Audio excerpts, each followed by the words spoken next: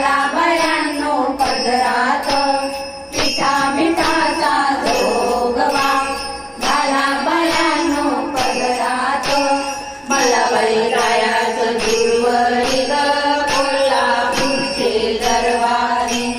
मला बाई जायाचं गुरुवारी ग कोल्हापूरचे दरबारी पिठा मिठाचा जोगवा झाला बयांनो पदरात पिठा मिठाचा जोगवा झाला बयांनो पदरात मला बाई जायाचं गुरुवारी ग कोल्हापूरचे दरबारी मला बाई जायाचं गुरुवारी